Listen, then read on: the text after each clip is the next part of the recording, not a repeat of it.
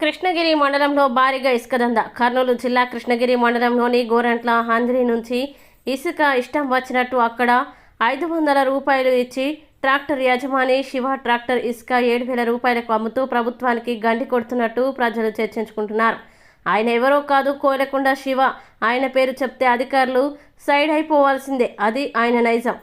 ప్రతిరోజు 3 నుంచి 6 ట్రాక్టర్ల ఇసుక తీసుకుపోతుంటాడు.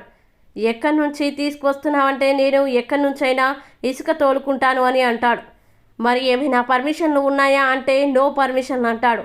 ఇలా అనడానికి అధికారులు కారణమా, రాజకీయ అండనా తెలియని వైనం.